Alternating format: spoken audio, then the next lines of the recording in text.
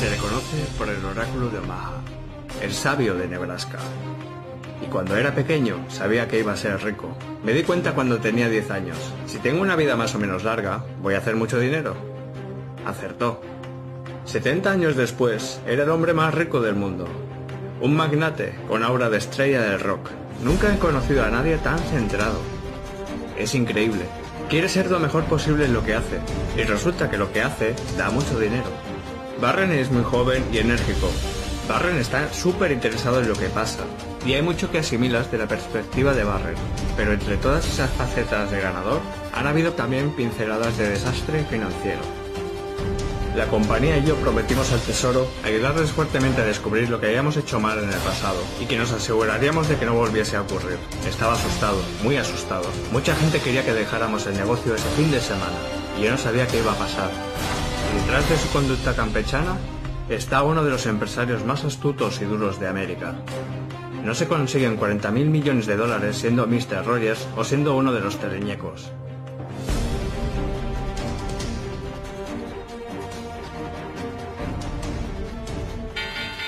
Este va a ser uno de esos días que persisten. Fue un momento aterrador en la historia financiera de Estados Unidos.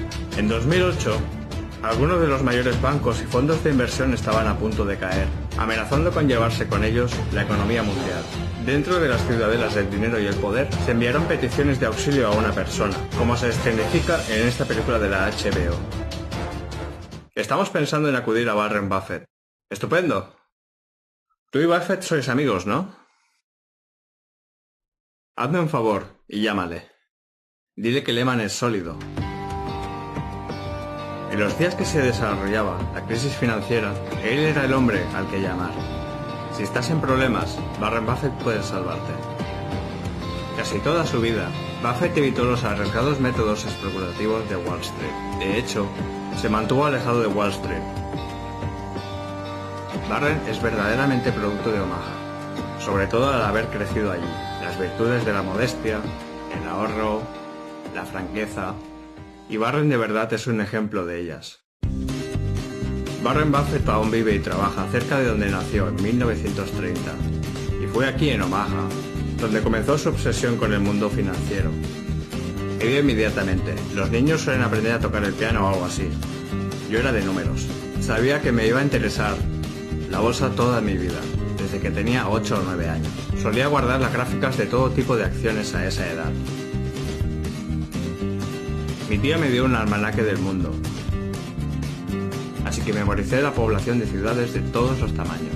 Simplemente me gustan los números, no se limita a números sobre negocios. Buffett también tenía la habilidad de recordar esos números y ver cómo encajaban en conjunto, una habilidad que sería la base de su éxito posterior. La anteriormente analista de Wall Street, Alice Ruder, es la autora de Snowball, la biografía autorizada de Buffett. Warren creció en la Gran Depresión. La familia no tenía dinero porque su padre había perdido su trabajo como broker y hablaban de dinero en la mesa. Pero Buffett quería hacer algo más que hablar. Mi abuelo llevaba una tienda de ultramarinos y yo solía comprar Coca-Cola en packs de 6 por 25 centavos y los revendía. Vendía el Saturday Evening Post de puerta en puerta, el Ladies Home Journal, tenía todo tipo de productos, normalmente no muy exitosos. Hago negocios desde pequeños. El periodista Robert Lowenstein escribió una antigua biografía de Warren Buffett. Entonces empieza con cosas más exóticas. Recoge pelotas de golf con otros niños y las revende. Recogía tickets de apuestas de caballos cuando tenía 10, 11 o 12 años, porque algunos no estaban usados. Crece sabiendo que quiere hacer dinero. Invertir en negocios viene después, pero está en ello. Buffett tuvo suficiente e hizo lo que hasta entonces solo había soñado. Invertir en la bolsa. Compré City Service Preferred. Era una empresa que había repartido dividendos durante 20 años, así que tenía un buen historial de dividendos. Estaba vendiéndose a $38.25 y compré 3 acciones. Ese era todo mi patrimonio. Al mismo tiempo, su padre Howard Buffett obtuvo un escaño en el Congreso como republicano conservador. En 1943 se mudó con su familia a Washington. Era la oportunidad de Warren para empezar un nuevo negocio: repartir el Washington Post. Empecé por unas cuantas rutas, y como era puntual en el reparto, me concedieron las mejores rutas. Conseguía $150 al mes, lo que era un montón de dinero en ese momento. Y lo hacía todo antes de ir al colegio por la mañana, así que estaba bien. Esos ahorros fueron la semilla de su posterior imperio. Ahorré $9.800, casi todo repartiendo periódicos. Repartí como 500.000 periódicos a un centavo cada uno, así que conseguí $5.000. Después del instituto, estaba preparado para trabajar como inversor, pero a los 16, su padre le convenció para ir a la universidad primero. En la Wharton School de la Universidad de Pensilvania, compartió habitación con un nebrasqueño, Charles Peterson. Era muy inmaduro. Llevaba zapatillas deportivas, aunque también de otro tipo. Le era difícil tenerlas del mismo color. Podría haber llevado unas Nike LeBron y no haber notado la diferencia. Llevaba el pelo alborotado. Pero Buffett estaba muy por delante en lo académico. Todos los días después de clase yo estudiaba durante horas. Barren, en cambio, cogía los libros, los leía página por página y posiblemente estudiase 2 o 3 cursos en un par de semanas. Él tenía una mente fotográfica. Yo no. Y Buffett tenía un modo único en el que emplear todo ese tiempo libre. En esa época estaba loco por Al Johnson. Y ponía esos discos, Mami, Mami, How I Love You, Mami. Hora tras hora. Cualquier canción. Era una locura. Y cuando no estaba cantando, Buffett probaba el activismo político.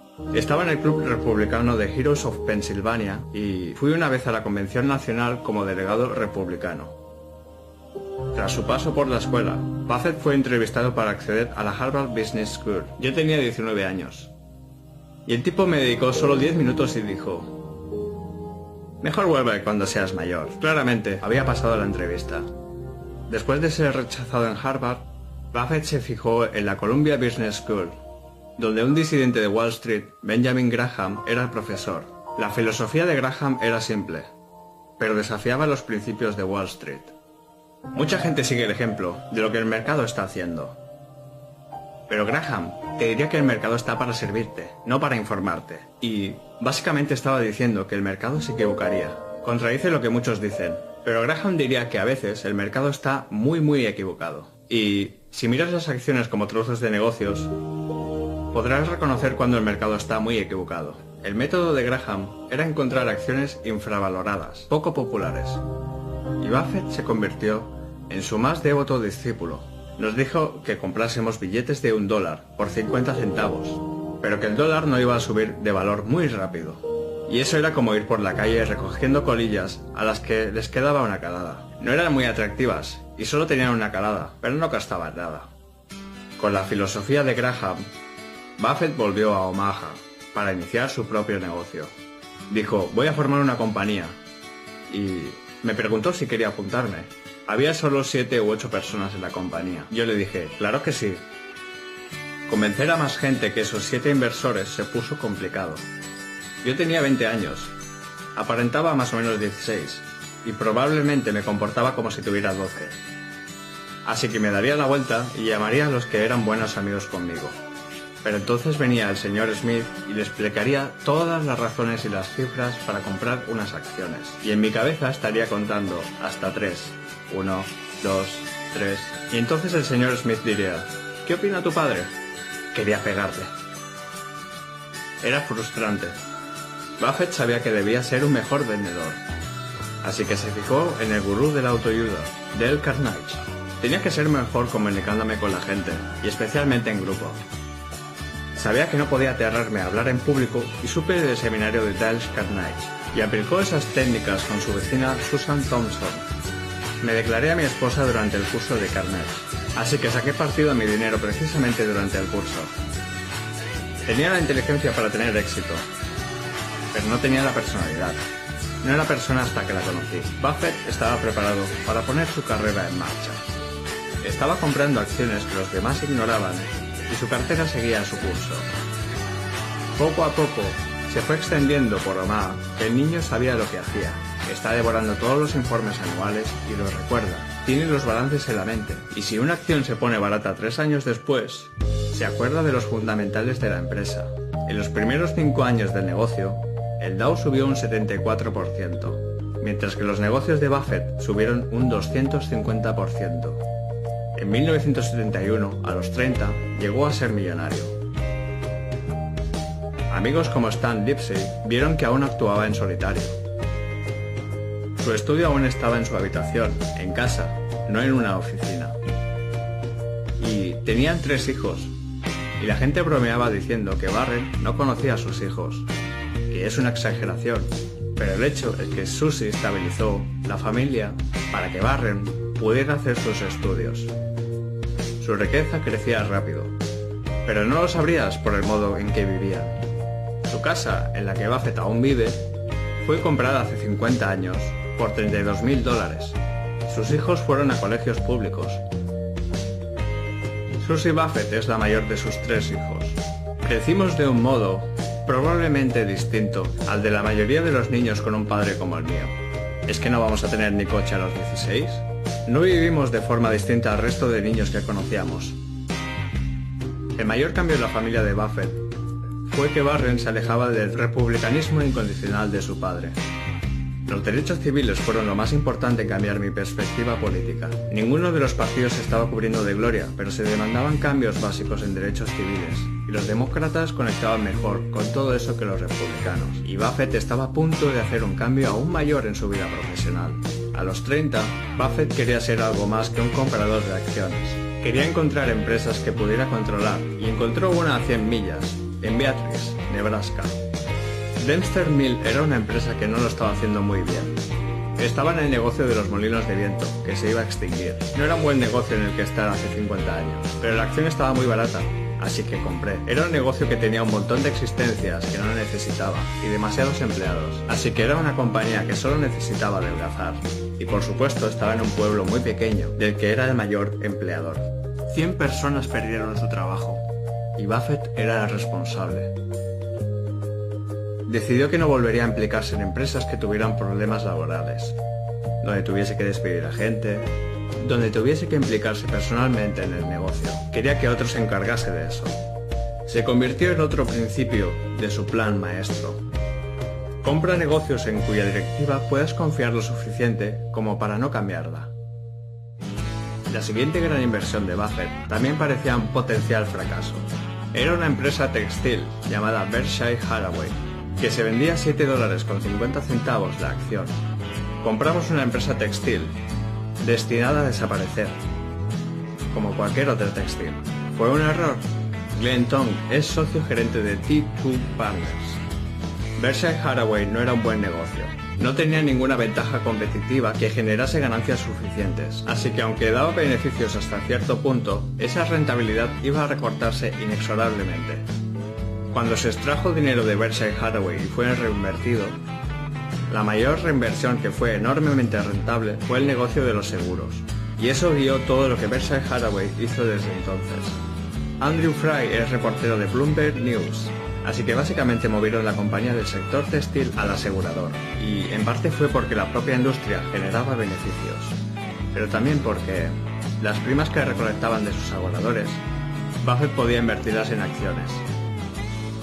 Se llama The Float. El efectivo entra sin intereses por las primas del seguro, que luego se invierte en otros negocios. Y aunque la empresa textil moriría finalmente, mantuvo el nombre de Berkshire Hathaway, lo que seguiría como nombre de su multimillonaria compañía. En lugar de renombrarla cada pocos años por cualquier razón, simplemente compramos, dejando el nombre original. La gente sabe en qué consiste Berkshire Hathaway.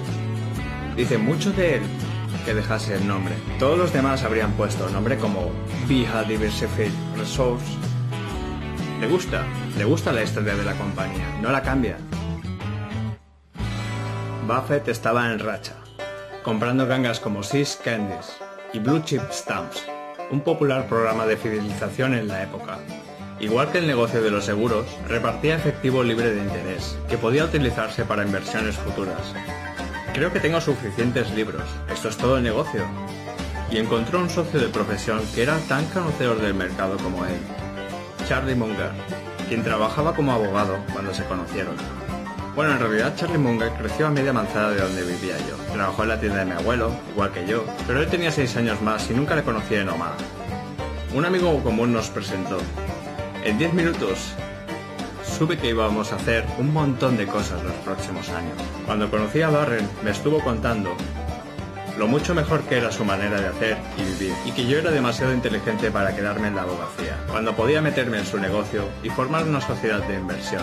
Me llevó 2 o 3 años darme cuenta de que él tenía razón. A finales de los 60, Wall Street estaba en mitad de un boom sin precedentes. Los precios de las acciones estaban al alza y todos se abalanzaban sobre la bolsa. Pero para Buffett era hora de salir. Estaba manejando algo más de $1 millón y tenía un montón de socios contentos, y les escribí una carta diciéndoles: sabéis, ya no tengo un plan para este juego, los precios están tan altos que no puedo encontrar nada. Cerré mi sociedad en 1969. Parece contraintuitivo, pero Buffett siempre ha citado a Gus Levy, quien dijo: sé codicioso cuando los demás son miedosos, sé miedoso cuando los demás son codiciosos. Y Warren sabía que la fiesta iba a terminar y que en algún momento la burbuja iba a estallar. Buffett tenía 40 años y valía más de $25 millones. Pero sin una sociedad que supervisar, se empezó a sentir intranquilo, y en 1973 tomó la fatídica decisión de comprar un banco californiano llamado Wesco. El problema era que Wesco estaba en proceso de fusión con otra compañía. Y lo siguiente que sabes es que la compañía que estaba comprando, Wesco, se quejó a la Security and Exchange Commission de que Buffett estaba intentando romper su fusión, lo que hubiera sido ilegal. Así que se inició una investigación. La SEC miró en todos los rincones de los negocios de Buffett, y lo que vieron les alarmó. Las inversiones de Buffett y Munger eran una complicada telaraña de propiedades y de propiedades cruzadas. Nos habíamos dejado llevar por nuestro instinto con varias empresas, de modo que el conjunto parecía un espagueti. Había sido creado con un propósito maligno. Nosotros no creíamos haber hecho nada inapropiado, pero había muchas reglas, y la pregunta era si habíamos violado alguna. Stanley Sporkin era el director de ejecución en la SEC. Siempre que ves que las cosas están tan conectadas que te lleva mucho tiempo para conseguir entenderlas, actividades de ese tipo levantan la sospecha de que a lo mejor alguien está haciéndolo para llevarse algo.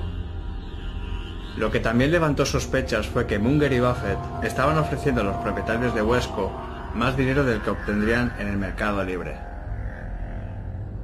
Nosotros seguimos comprando hasta quedarnos sin dinero, 2 o 3 puntos por encima de lo necesario.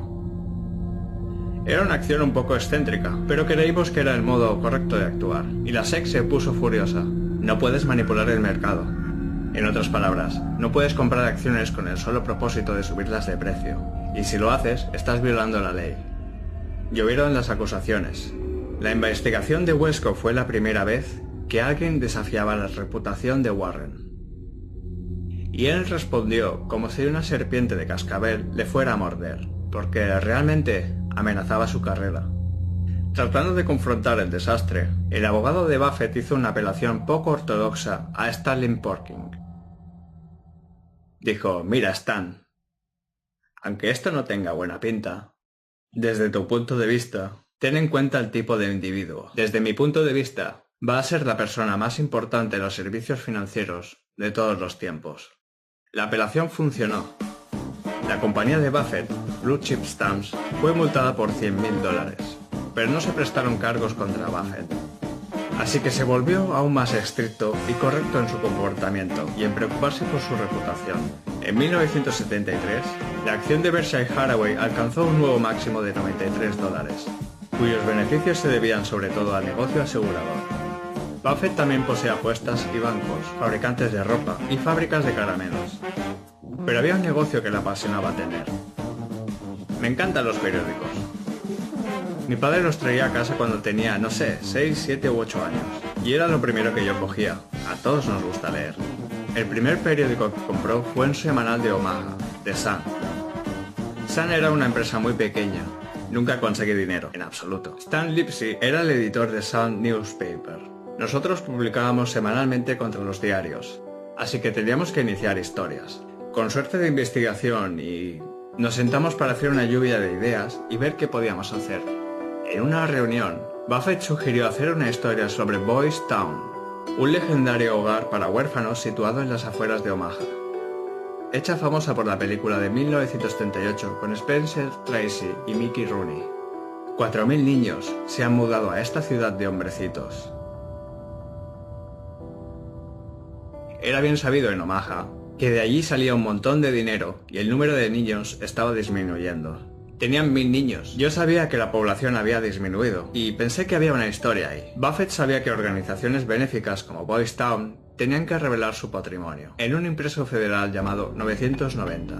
Así que Barron nos dijo: id a Washington, conseguid el 990 de Boys Town y tendréis mucha más información. Y esa fue la fuente de información más importante que tuvimos.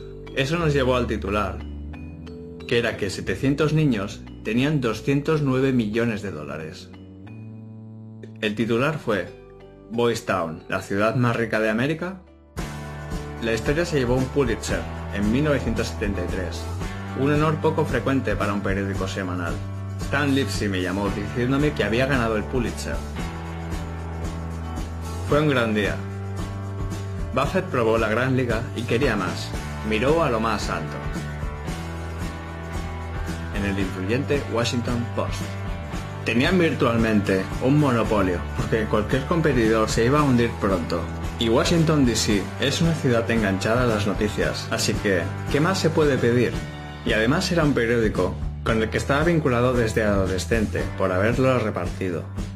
Al principio, Buffett no estaba seguro de cuánto quería invertir.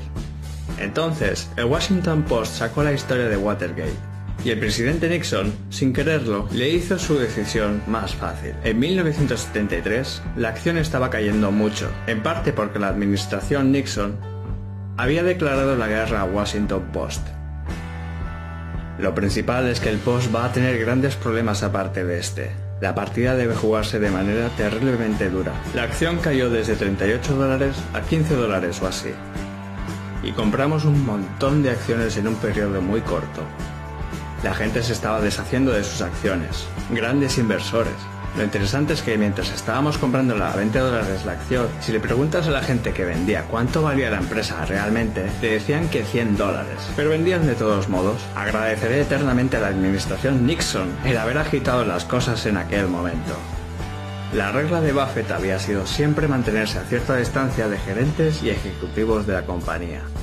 Pero no fue el caso con el Washington Post, donde la editora Katharine Graham se hizo su interlocutora social y confidente.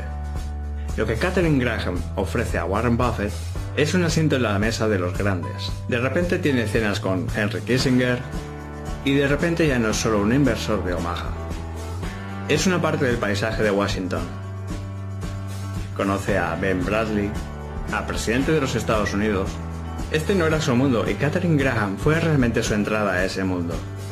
Ella estaba en un negocio que me fascinaba. Ella me invitaba a las fiestas de Washington, lo que fue interesante. Vi partes del mundo que no habría visto de otro modo si no nos hubiéramos hecho amigos. Pero a medida que el círculo de Buffett se agrandaba, su esposa Susie se sentía cada vez más aislada en casa.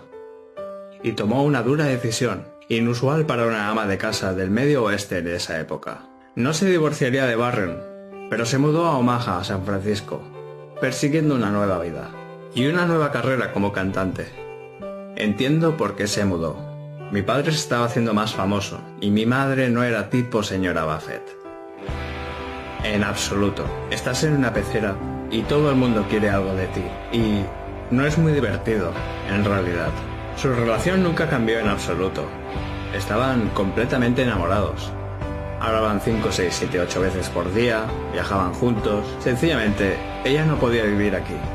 Para estar segura de que Barron estaba tendido en su ausencia, Susie habló con su amiga Astrid Mengs. Susie sabía que Astrid era una mujer sólida y le pidió que cuidase a Barron. Y así es como se conocieron. En pocos meses, Astrid se mudó. Es muy poco ortodoxo. Mucha gente, estoy segura, habló del tema y tenía muchas cosas que decir sobre lo raro que era. Pero sabes, no es asunto de nadie lo que ocurre en la relación de los demás. Funcionaba para ellos tres. Funcionaba. Buffett se estaba adaptando a los nuevos arreglos domésticos, y su éxito como inversor en el Washington Post desató su deseo de ser propietario único de un periódico. Miró varios periódicos, El Buffalo Evening News, como se llamaba entonces, se puso disponible. Por $33 millones, era la mayor inversión de Buffett hasta entonces. El Evening News era uno de los diarios de Buffalo. Al contrario que la competencia, no tenía edición de domingos. La competencia tenía un diario matutino delgado, pero tenían el domingo, que era un infierno de periódico. Y Warren y yo sabíamos que el domingo se iba a hacer más y más fuerte. Tenías que tener un periódico el domingo. Yo sabía que nos enfrentábamos a la extinción, a menos que entrásemos en el negocio del periódico del domingo. Así que eso hice, en no sé, 6 u 8 meses después de comprar el periódico. Y en ese momento se desató la tormenta. Se desató la tormenta cuando la competencia de Buffett, el Courier Express, acudió a los tribunales denunciando monopolio. Daniel Mason era el abogado representante de ese periódico. Era muy difícil, dijimos, justificar un precio de compra de 33 millones. Basándose en los ingresos que el periódico tenía. Y al final, el periódico sería un monopolio. Un juez federal frenó la estrategia del domingo de Buffett, y los anunciantes empezaron a abandonar el periódico. Está perdiendo dinero a manos llenas y casi se convierte en un sumidero enorme. Pero Buffett no retrocedió. Sabíamos que no iba a ser una opción a largo plazo que dos periódicos sobrevivieran en Buffalo. Al final, uno de los dos se hundiría y el otro tendría un éxito enorme, porque sus financiadores cambiarían. La batalla duró meses, hasta que la decisión del juez fue anulada. La competencia de Buffett se fue pronto del negocio, y el periódico de Buffett se hizo enormemente rentable. No se consiguen $40.000 millones siendo Mr. Rogers o siendo uno de los teleñecos. Usa cualquier ventaja que tenga. En 1985, la acción de Berkshire Hathaway costaba $2.000. Buffett era billonario. Ese año hizo historia otra vez, cuando ayudó a financiar la absorción por parte de Capital Cities de la American Broadcasting Company. Fue el mayor acuerdo sobre medios de la historia. Y también condujo a apariciones de invitados en un programa de ABC Soap Operas. Warren, ¿estás pensando en comprar una compañía de cosméticos? Oh, nunca soñaré con entrar a competir contigo. Oh, es cierto. Pero Omaha era aún su hogar, y Buffett se mantuvo aparte de los métodos de altos vuelos de Wall Street. Él era famoso por dichos como: si quieres hacer mucho dinero, tápate la nariz y ve a Wall Street. Y tenía un letrero que decía: Wall Street trata de toros, osos e informaciones falsas. Pero en 1987, Buffett decidió invertir $700 millones en la que entonces era el mayor banco de inversiones de la nación, el poderoso Salomon Brothers. Así que cuando invirtió en Salomon, que era la clásica quinta esencia de Wall Street, la gente se preguntó: ¿qué está haciendo Warren? Pero lo que siempre ocurre con él es que si la oportunidad de hacer dinero es suficientemente grande, sus ideas se dejan de lado. Pero pocos años después de la inversión inicial de Buffett, Salomon se metió en grandes problemas. Resulta que recibí una llamada en agosto de 1991, me contaron los problemas que venían. Un trader hizo cosas muy malas en el mercado de bonos del gobierno de Estados Unidos. Esas cosas malas incluían movimientos ilegales de ese trader de Salomon para arrinconar el mercado de bonos. Utilizaron cuentas no autorizadas para aumentar la participación de Salomon y forzar a sus competidores a abandonar. Derek Maugan era vicepresidente de Salomon Brothers. Aunque no tuvo nada que ver con el escándalo, estaba horrorizado por lo que pasaba. Estaba claro que rompimos la ley, interferimos en el funcionamiento de un mercado crucial, y que el Tesoro y la Fed no estarían contentos. Pero lo peor estaba por llegar. Los ejecutivos de Salomon supieron del engaño, pero tardaron en informar a las autoridades. Eso, como es normal, enfureció al gobierno de los Estados Unidos, a la Fed, al Tesoro de Estados Unidos, cuando se descubrió que no habían actuado bien. Como CEO de Salomon Brothers, a John Gutfreund se le culpó del desastre. Lo recuerdo vívidamente. Cuando sales en primera página en la columna de la derecha del New York Times en una foto, pero eres tonto, como probablemente yo era, mi desprestigio se hizo nacional. Debería haber sido el peor día de mi vida, y probablemente lo fue. Le dije a Tom Strauss y a John Meriwether que nos teníamos que ir. Se dice en Wall Street que los altos funcionarios de Salomon han ofrecido su dimisión, para evitar que la firma deje de ser el máximo comerciante de títulos del Tesoro. El CEO fue parte del pecado, en compañía de sus abogados. Fuimos realmente decapitados. Al mismo tiempo, esa institución de alto nivel estaba flotando en el espacio. Goodfriend hizo un último intento de salvar la compañía con la única solución que le quedaba. Una llamada a Omaha, Nebraska, y le dijo a Buffett: voy a tener que dimitir. Necesitamos que seas el nuevo CEO. Goodfriend necesitaba a alguien que tuviese la confianza del gobierno y en cierto modo la confianza de América, para decir: sí, este es el dios de Wall Street en el que confiamos. Y, literalmente, solo había una persona en América que encajase con esa descripción, y era Warren Buffett. Y yo no estaba implicado en la cosa, así que no estaba contaminado. La esperanza era que yo fuera creíble con todos los que no. Que eran un montón. Cuando Buffett llegó a Nueva York, la compañía estaba en estado de pánico. No hay futuro ni presente para entidades financieras enteras. La empresa iba a quebrar. Fui muy claro y advertí a Warren: habría muchas consecuencias. No solo que la compañía fracasaría rápidamente, sino que habría impactos sistémicos significativos en otras instituciones. Buffett estaba ahora al timón de una compañía a punto de caer en desgracia. Warren solía decir que lleva toda una vida construir una reputación y 5 minutos perderla. Y tenía miedo de que Salomon fuese esos 5 minutos para él. Era el 18 de agosto de 1991. El secretario de Tesoro Nicholas Brady dictaminó que Salomon quedara fuera del negocio de los bonos. Se anunció a las 10 a.m. de un domingo. El Tesoro de Estados Unidos nos echó de la lista de gente aceptable, como comerciante principal. Eso hubiera sido la muerte de la compañía. Así que tenía que conseguir cambiarlo antes de que abriese Tokio. Tenía solo unas pocas horas. Cuando los mercados de Tokio abriesen, el destino de la empresa estaría sellado. Los bancos japoneses podrían haber provocado una estampida financiera, vendiendo nuestras acciones, obteniendo liquidez, pidiendo efectivo. Podrían drenar muy rápido el capital y la liquidez de la compañía. Ese impulso se transferiría al mercado londinense. Y para cuando abriese en Nueva York, estaríamos en una grave crisis.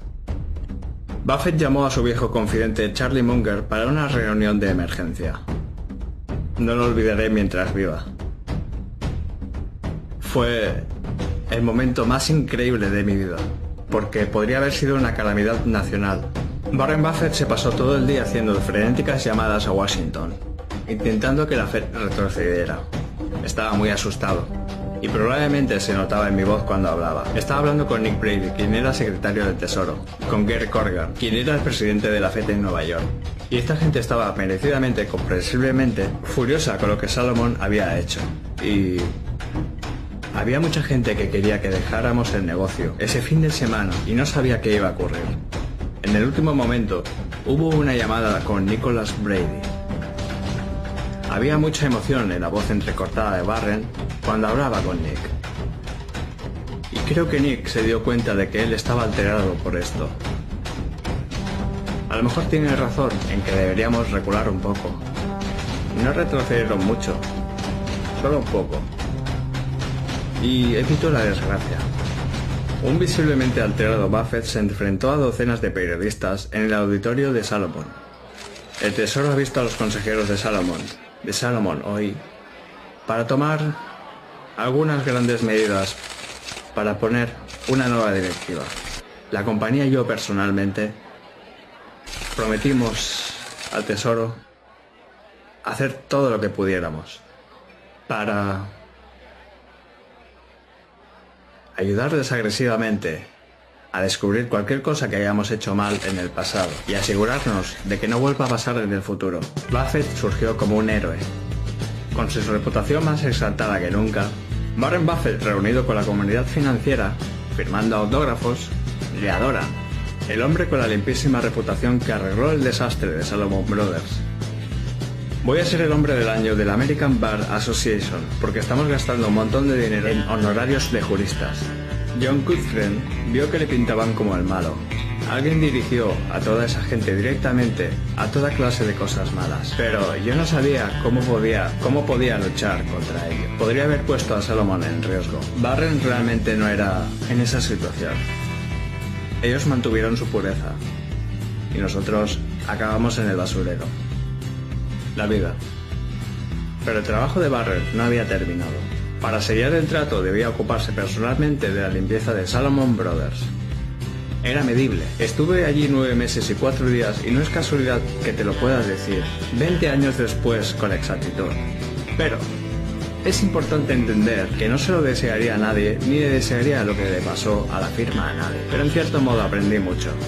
En 1993, la acción de Berkshire Hathaway llegó a los $17.000 y Buffett era mundialmente famoso.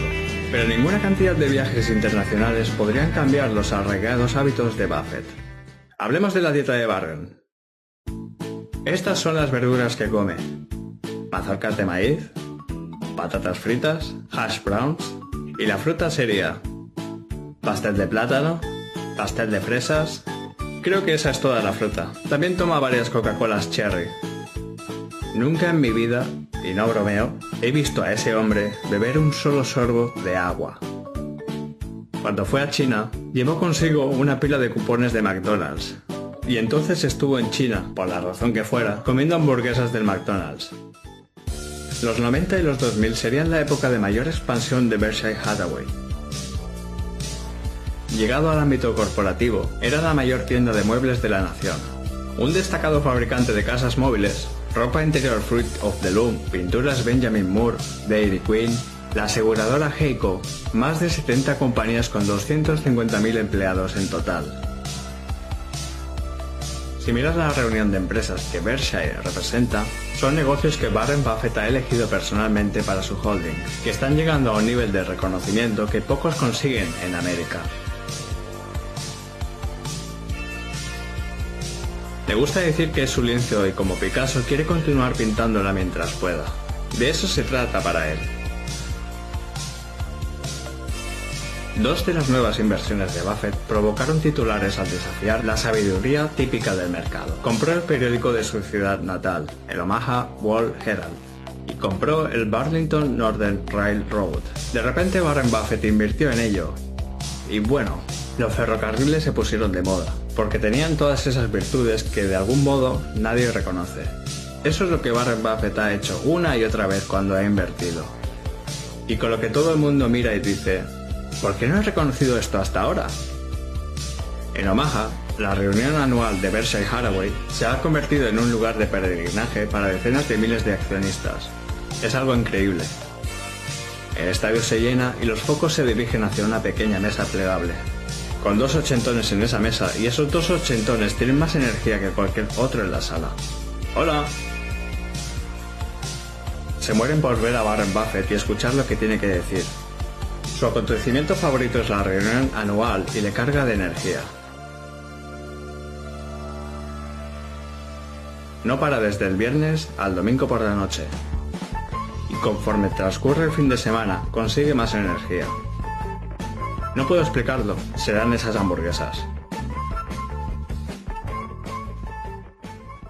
En los 2000, Buffett valía decenas de miles de millones de dólares.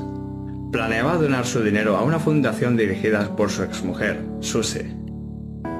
Pero en 2004, Susie murió de un derrame cerebral después de operarse de cáncer. Fue una conmoción enorme para todos nosotros. Mi padre, no puedo explicar lo mucho que la quería y confiaba en ella. Me cuesta hablar de esto. ¿Sabes? Él nunca lo superará totalmente. Ninguno de nosotros probablemente lo hará, pero ella era realmente muy especial. Nosotros siempre hablamos y planeamos pensando que él moriría primero. Así que cuando murió fue algo realmente gordo. 2 años después de la muerte de Susie, Buffett se casó con Astrid Mengs en una ceremonia privada y anunció que había prometido el grueso de su fortuna no a sus hijos, sino a la fundación dirigida por Bill y Melinda Gates. Bill Gates ha sido uno de los más íntimos amigos de Buffett desde principios de los 90. Fue estupendo. Nos hizo subir nuestro nivel de ambición, añadir un montón de cosas que no podíamos hacer todos los años. Es un regalo gigante que dobló lo que podíamos hacer sin él. Son jóvenes, enérgicos, trabajan más duro de lo que yo lo haría. Puedo seguir haciendo lo que me gusta, y van a conseguir lo mismo mucho mejor de lo que yo lo haría. Es la solución perfecta que otro lo haga por mí. Es lo que siempre he hecho. Pero a medida que su 80 cumpleaños se acercaba, una crisis internacional abriría un nuevo capítulo en la vida de Buffett. Una mañana tremenda en Wall Street, Lehman Brothers se declara en bancarrota. En 2007, una sola acción de Berkshire Hathaway llegó a un récord histórico de $150.000. ¿Y la gente llama a esto trabajo? Pero al año siguiente, toda la economía estadounidense estaba en estado de crisis. El Dow cierra el lunes habiendo bajado más de 400 puntos, con sus principales instituciones financieras colapsando bajo montañas de deuda. El dominó empezó a caer, y era un dominó enorme. Empezaron a caer a un ritmo asombroso. Los aterrados banqueros en Nueva York necesitaban ayuda de cualquier que aún fuera sólido. Y no era dinero lo único que necesitaban. Warren Buffett es un gran sello de aprobación, y si él está poniendo dinero en una situación, ellos van a asumir que él es suficientemente inteligente como para hacer esa inversión, porque va a dar un rendimiento satisfactorio. Y eso calmará los miedos de la gente, cuando el miedo es máximo. Entre las empresas que recibieron un salvavidas de Warren Buffett estuvieron Goldman Sachs, General Electric y después Bank of America. Si Warren Buffett está dándote ese respaldo de decir, tengo fe en esta compañía, el mercado se recuperará, y finalmente lo hizo. En 2011, Warren Buffett fue condecorado con la Medalla Presidencial de la Libertad. Ha demostrado que la integridad no es solo una buena cualidad, es también buena para los negocios. Pero ¿quién sucederá a este icono financiero como presidente de Berkshire Hathaway? En 2011, el hombre percibido como príncipe heredero de Buffett se vio envuelto en un escándalo. El alto ejecutivo David Sokol estaba comprando acciones por su cuenta de una compañía llamada Lubrizol, y al mismo tiempo recomendando la compra de Lubrizol por parte de Berkshire. A mí al principio, algo por el estilo, o queríamos comprar la compañía. No era algo que debiera frenarse. David Sokol dejó la compañía y la crisis terminó. En 2012, Buffett anunció que recibía tratamiento de cáncer de próstata y que había escogido a su sucesor en Berkshire. Pero ese nombre aún no se ha hecho público. Lo que sí que ha hecho público son las causas políticas y económicas que le apasionan. Creo que en los últimos años ha visto algunas cosas en las que si abre la boca puede marcar la diferencia. En lo que más franco es en lo que considera las injusticias del sistema tributario, algo que ha empezado a llamarse la regla Buffett. Hay ultra ricos de toda clase que pagan impuestos normales, pero hay un pequeño segmento que puedes localizar fácilmente que paga impuestos muy bajos, incluidos yo. Se considera afortunado de haber nacido en América, en ese momento en la historia. Buffett es un personaje único que apareció en un periodo en los que los americanos están fascinados por las finanzas, que lo hizo mejor que nadie, que consiguió volver a poner de moda Wall Street. Como no creo que lo vuelva a ver. Creo que es el más pacífico que he conocido. Ha conmovido muchas vidas por lo que ha hecho. Y todos los que han tratado con él han hecho dinero con ello, y han mejorado sus vidas. No hay mucha gente como Warren, con la que deberíamos sentarnos y beneficiarnos con su profundo pensamiento sobre negocios que tiene desde joven. Creo que es el mejor inversor del mundo y la prueba son $40.000 millones. Me lo paso bien todos los días, hago exactamente lo que quiero en la vida. Y nada puede ser mejor que eso.